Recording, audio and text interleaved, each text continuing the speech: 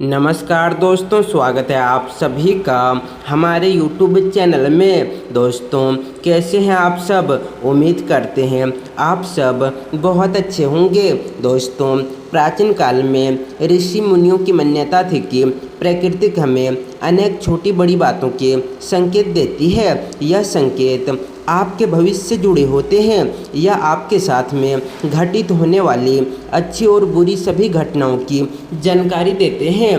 यदि हम उन संकेतों के बारे में जान लेते हैं तो यह हमारे लिए बहुत ही अच्छी बात होती है, लेकिन कभी कभी हम इन संकेतों को समझ नहीं पाते हैं, जिसके कारण हमें उसके शुभ फल प्राप्त नहीं हो पाता है। इसीलिए दोस्तों, आज हम लोग जानेंगे शास्त्रों में बताई गई कुछ विशेष पक्षियों के द्वारा हमें कौन से संकेत प्राप्त होते हैं और उन संकेतों का क्या अर्थ होता है। तो आइए दोस्तों, जानते हैं विभिन्न पक्षियों के घर पर आने से कौन सा संकेत मिलता है। साथ ही हम लोग बात करेंगे एक ऐसा खास पक्षी के बारे में जिसका घर पर आना बहुत ही शुभ माना जाता है। वह पक्षी साक्षात मां लक्ष्मी का वाहन ही है। अगर यह पक्षी आपके घर पर आकर बैठे तो समझ जाइए कि आपके दुखों का अंत होने वाला है, आपका अच्छा समय शुरू होने वाला है। आपके जीवन में धन से जुड़ी जितनी भी समस्या है उनसे आपको छुटकारा मिलने वाला है। तो चलिए दोस्तों, जान लेते हैं घर पर कौन सी पक्षी आने से कौन सा संकेत मिलता है। देखिए दोस्तों, सबसे पहला पक्षी है कबूतर। दोस्तों, पक्षी शास्त्र में कबूतर को प्रेम संबंधों से जोड़कर देखा जाता है। कई लोगों को कबूतर प्रिय नहीं होता है, लेकिन कबूतर को एक शुभ पक्षी माना गया है। कुछ लोग कबूतर को घर पर आने से उससे भगा देते हैं क्योंकि वह गंदगी फैलाते हैं, लेकिन दोस्तों, घर पर कबूतर का आना बहुत ही शुभ संकेत समझा जाता है। यदि आपके घर के मुख्य द्वार पर अथवा खिड़की में कबूतर आकर बैठ जाए तो आपको लाभ की प्राप्ति हो सकता है, लेकिन कबूतर का घर में घोंसला बनाना बहुत ही अशुभ माना गया है। यदि आपके घर पर कबूतर आए तो उसे गेहूं के दाने अवश्य डालें, इससे आपकी मनोकामना पूर्ण होती है। दूसरा पक्षी है मोर। मोर एक बहुत ही शुभ और पवित्र पक्षी माना जाता है। यह माँ सरस्वती जी का वाहन होता है, साथ ही भगवान कार्तिक जी का भी वाहन है। भगवान श्री कृष्ण भी अपने मुकुट में मोर का पंख धारण करते हैं, जिसके कारण से यह पक्षी सभी के लिए पूजनीय साबित होता है। यदि आपके घर पर कहीं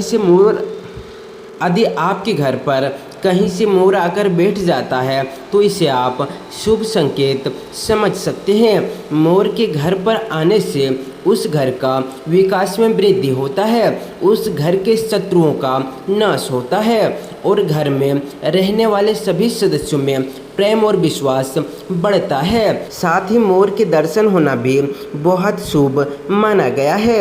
यदि आप किसी काम से बाहर जा रहे हैं और आपको रास्ते में मोर के दर्शन हो जाए तो समझ जाइए आप जिस काम के लिए जा रहे हैं उस काम में आपको सफलता मिलने की पूरी संभावना बढ़ जाती है। लेकिन ध्यान रहे, मोर को मारना बहुत बड़ा पाप माना जाता है।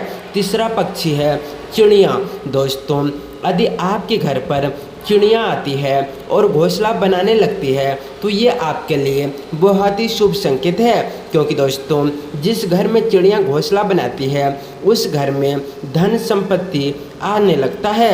यदि चिड़िया ने आपके शरीर पर अथवा आपके सिर पर बेट कर दिया तो यह आपके लिए बहुत ही शुभ होता है और आपको जल्द ही शुभ समाचार देखने को मिलता है। घर में भी यदि कहीं भी चिड़िया बीट कर देती है तो ये भी आपके लिए बहुत अच्छा संकेत होता है।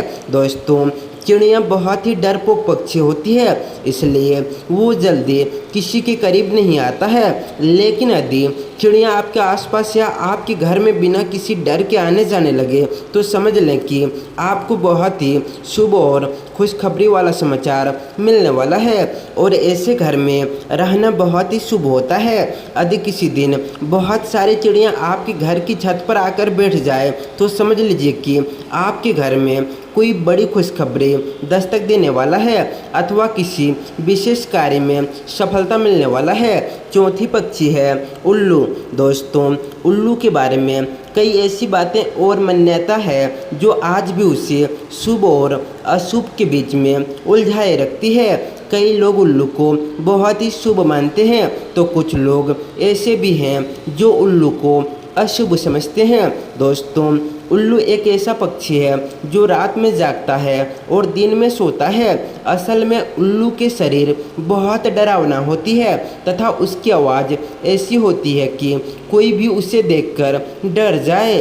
शायद इसी कारण से इसे देखना अशुभ माना जाता है। उल्लू के मुंह से निकलने वाली आवाज़ रात के शांत वातावरण को बहुत ज़्यादा डरावनी बनाती है। उल्लू की आंखें बहुत बड़ी बड़ी और बेहद डरावनी होती है और इंसानों की तरह सामने की ओर होती है। कान भी बड़े होते हैं। चेहरा बादाम के आकार का होता है। उल्लू अपनी गर्दन और आंखें चारों ओर घुमा सकता है।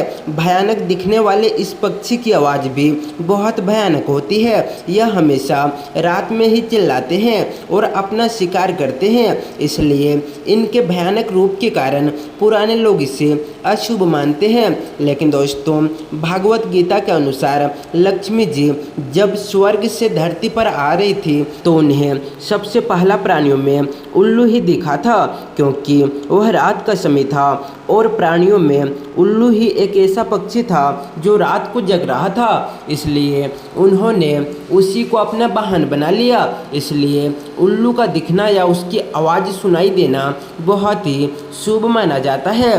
पश्चिम बंगाल, असम और उड़ीसा में तो लक्ष्मी जी के साथ साथ उनके वाहन उल्लू का भी पूजा करने का रिवाज है। कई जगहों पर माना जाता है कि यदि किसी भी गर्भवती महिलाओं को उल्लू दिख जाता है तो यह शुभ संकेत है और यदि उसे उल्लू छू ले तो उसकी होने वाली संतान सौभाग्यशाली होती है। इसी प्रकार उल्लू यदि किसी रोगी को छूकर चला जाता है तो उसका बीमारी ठीक हो जाता है। यदि कुछ आवश्यक कार्य जैसे नौकरी परीक्षा के लिए जा रहे हैं और उल्लू दिख जाए तो यह भी शुभ माना जाता है। सुबह सुबह यदि उल्लू दिखाई दे या उसकी आवाज़ सुनाई दे तो यह धन की प्राप्ति का संकेत होता है।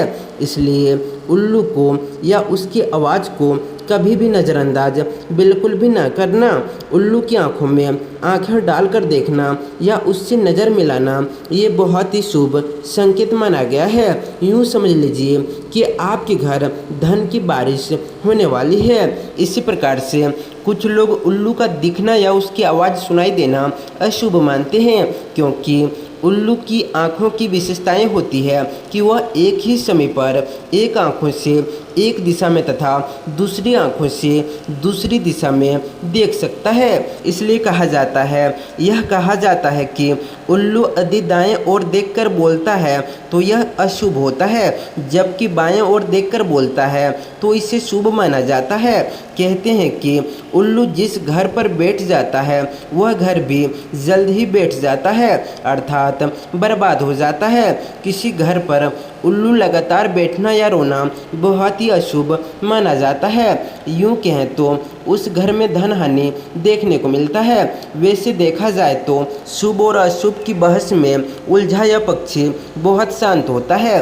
किसानों के लिए तो ये पक्षी वरदान ही होता है, क्योंकि ये पक्षी चूहे जैसे जानवरों का शिकार करता है जो फसलों को नुकसान पहुंचाते हैं। परंतु अब ये भी संख्या में कम होते जा रहे हैं, क्योंकि लक्ष्मी जी को प्रसन्न करने के लिए इनका बलि दी जाती है और विशेषकर दिवाली के अवसर पर लक्ष्मी जी को प्रसन्न करने के लिए बड़ी संख्या में इनकी बलि दी जाती है।